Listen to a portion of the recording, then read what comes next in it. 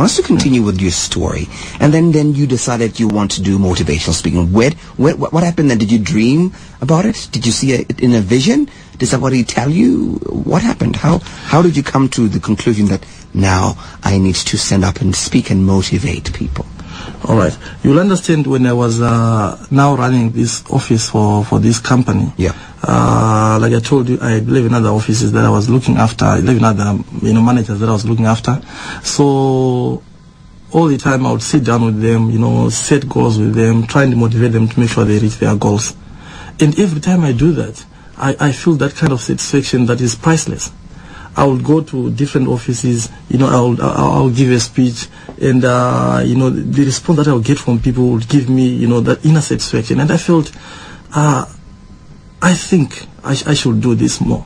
I should do this more often. I should devote myself to this because, for me, probably that is what I was born for. Yeah. Because it gives me more satisfaction than the money that comes through my account.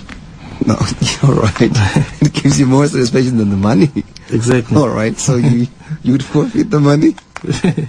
No, it's great. We need money, but I will tell you now, Naye, there is a time that when I sit down, I think about money. I'll be driven.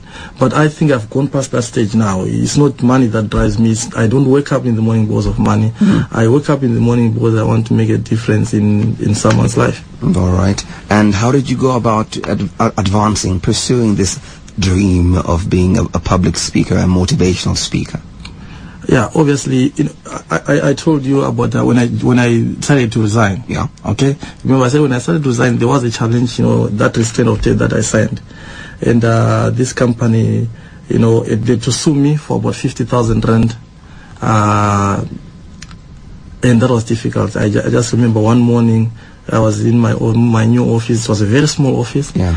And I got the deputy sheriff coming through with the police officer, and they were touching everything in my office, from the desk and TV and everything. Yeah. And they told me you can't move these things in the next 7 days. You've got to pay. And this was about 6 months after operating my business. Yeah. And I was so confused. I called my attorney and he said, okay, we can make an appointment at 2 o'clock the following day. And the following day, when I woke up at 6 o'clock, as I was getting out of the house, I saw the deputy sheriff again. He got into my house and attached everything that I had. And, they would look at something, maybe, let's say that costs 5,000 rand, and they will say this is 500 rand or 700 rand.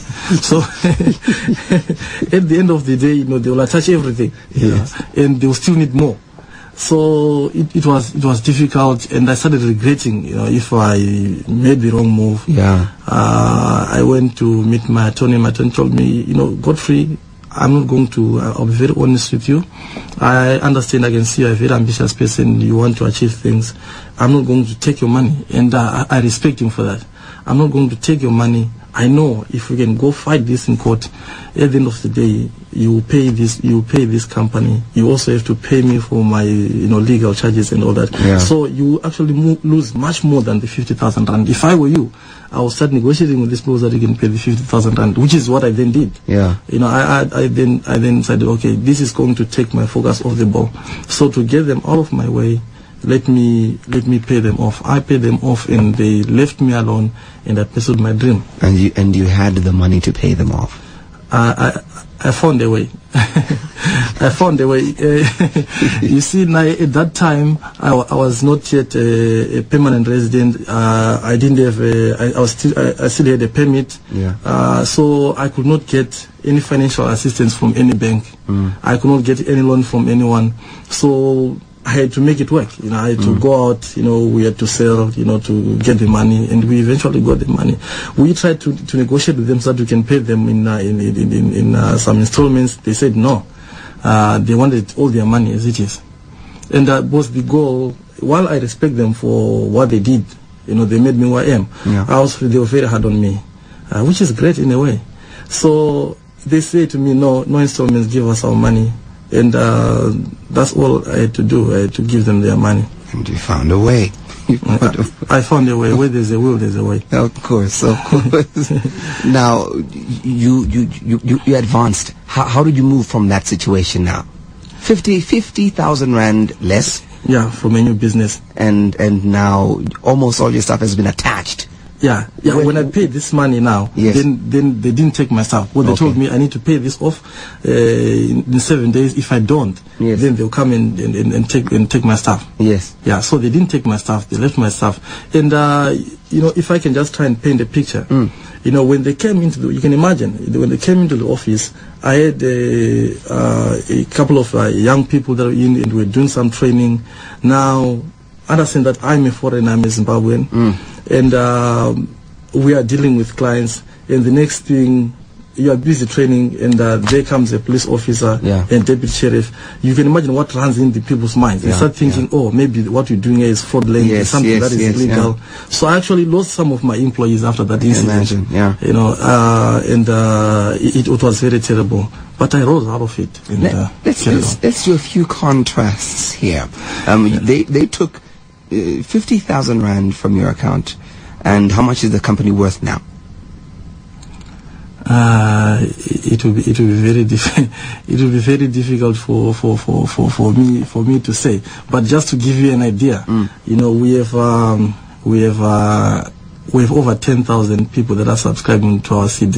Over 10,000 families every month, and they subscribe 130 rand a month. Okay. All right. And this is every month. Yeah, every month, for as long as they want to be members, for as long as they want to receive material from us. Yeah. All right.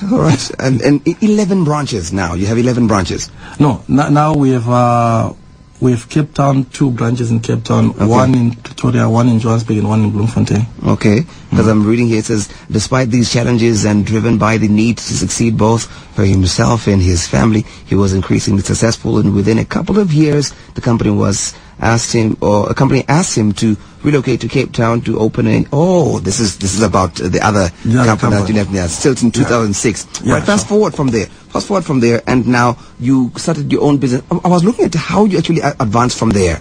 When you got to open your first branch, and how did that happen? It was a very small office. I went to I remember, I was in this building, so I went to my landlord. Obviously he knew me because I was working for this company. So I told him, I've made a decision to resign from that company. He was shocked because he felt I was doing well. So I said, I'm resigning, but I'm starting, something of my own. So I don't know if you can help me in the building with a very small office that is affordable. So that I can I can get going. He asked me what I wanted to do. I explained to him, and it didn't make much sense. But that was common. I knew everyone. I told this story. It never made sense to anyone. So he advised me that he had a friend. He had a friend that started his own business, and things couldn't work out. He ended up losing his wife. He lost his house, his car, and everything. Yeah. So he told me I need to be very careful. Am I making the right decision? I said, I think I'm making the right decision because this is what I want. I think this is what I was born for. This is my purpose in life. So I can carry on doing this, but it will never give me the kind of satisfaction that I want. So let me do it. Just help me with a very small office that I can afford, which is what he did, and I'm eternally grateful. He gave me a very small office, and I remember we were talking about the deposit, and told me, we can stagger the deposit just to get you going. He was really there for me. But from that very small office, we grew until we ended up saying, can you give us the whole floor? And I remember he was laughing at me. He said, if you carry on doing well, I'll end up coming and working for you. And then from there, we started opening some other branches until we are where we are today. Now, when did you join the Professional Speakers Association of South Africa? Was it before or after you started with Dream World? It was soon after I started Dream World. Okay. Because I needed some coaching and some assistance. I needed to learn, the different secrets of the trade from other fellow speakers. The name Dream World Promotions, where did it come from? The whole thing for me was a dream. I always had, this dream planet, in my mind, which I wanted to create, and that's all we are trying to do. The goal is not to try and establish this business in South Africa only, but to try and establish it, in the whole world. And we're making strides towards that. All right. Maybe we'll talk about it later. Yeah. Now, we can talk about it now because I want us to venture into the work that Dream World does. Yeah, we do motivational speaking. I talk about different life themes, how to handle failure. We talk about how someone can have positive thoughts. We talk about how to deal with anger, everything that happens in life.